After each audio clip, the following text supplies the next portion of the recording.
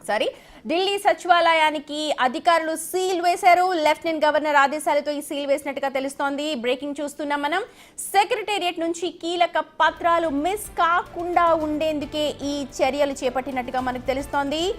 ఒక్కసారిగా బీజేపీ అక్కడ ఆధిక్యంలోకి రావడం, కైవసం చేసుకోవడంతో ఇప్పుడు ఢిల్లీ సచివాలయానికి అధికారులు సీల్ వేసినట్టుగా తెలుస్తోంది. లెఫ్టినెంట్ గవర్నర్ ఈ ఆదేశాలతోనే అధికారులు సెక్రటేరియట్ కు సీల్ చేశారు.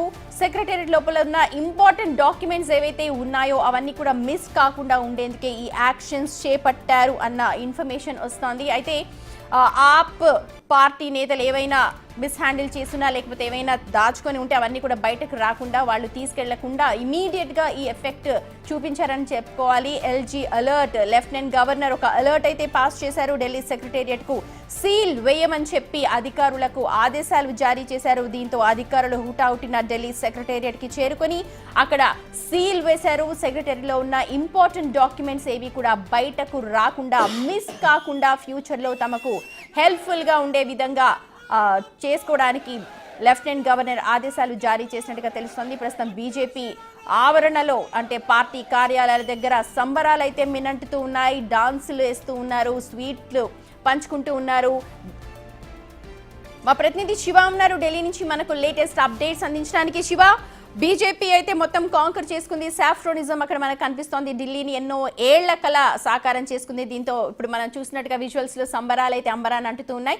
ఇక కొద్ది క్షణాల క్రితమే అందిన అప్డేట్ ప్రకారం సెక్రటేరియట్ కు సీల్ వేశారు లెఫ్టినెంట్ గవర్నర్ ఇన్ఫర్మేషన్ తో అంటున్నారు. ఒకసారి ఓవరాల్ విశ్లేషణ చెప్పండి. రైట్ సుమతి, మెల్లమెల్లగా ఢిల్లీని స్వాధీనం చేసుకునేందుకు ఢిల్లీ ప్రభుత్వం ప్రయత్నిస్తుంది. అదే ఢిల్లీ బీజేపీ అధికారంలోకి వచ్చిన నేపథ్యంలో వారు అన్ని కూడా అధికార యంత్రాంగాన్ని, మొత్తం సెక్రటేరియట్ అన్ని కూడా వారి పరిధిలోకి తీసుకునేందుకు ప్రయత్నాలు చేస్తున్నారు. దానిలో భాగంగానే సెక్రటేరియట్ ను ముందస్తుగా సచివాలయం ఏదైతుందో ఢిల్లీ సచివాలయం దాన్ని సీల్ చేయాలంటూ కూడా ఎల్జీ ఆదేశాలు జారీ చేశారు అధికారులకు.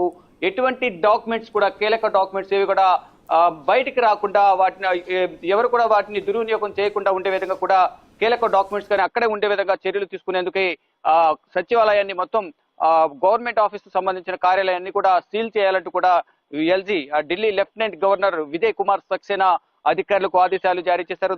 ఈ నేపథ్యంలోనే ఇప్పటికే సచివాలయాన్ని సీల్ చేసినట్లుగా అధికారులు ఏదైతే ఎల్జీ వికే సక్సేనా అధీనంలోకి ప్రజెంట్ తీసుకున్నట్లుగా తెలుస్తోంది. నెక్స్ట్ ప్రభుత్వం ఏర్పాటైన తర్వాత దీనికి సంబంధించి దాంట్లో సచివాలయంలో ఎటువంటి డాక్యుమెంట్స్ ఉన్నాయి, గతంలో ఏమైనా తారుమారు చేశారా, అవకతవకలకు పాల్పడ్డారా అనే అంశాలపై కూడా ప్రధానంగా గతంలో ఆరోపణల నేపథ్యంలో అటువంటి డాక్యుమెంట్స్ అని కూడా ఇప్పుడు సచివాలయంలో ఉండే అవకాశం ఉంది. కాబట్టి అటువంటి డాక్యుమెంట్స్ ఏవి కూడా బయటకు రాకుండా ప్రధానంగా ఆదేశాలు ఇచ్చారు. ఎప్పుడైతే లీడ్ లోకి వచ్చిందో బీజేపీ లీడ్ లోకి వచ్చినప్పటి నుంచి కూడా ప్రభుత్వ యంత్రాంగాన్ని అంతా కూడా బీజేపీ తన పరిధిలోకి తీసుకునేందుకు ప్రయత్నిస్తుంది. దానిలో భాగంగానే ఎల్జీ సూచన మేరకు ప్రజెంట్ ఈ ఢిల్లీ సచివాలయాన్ని సీజ్ చేసినట్లుగా కూడా తెలుస్తోంది.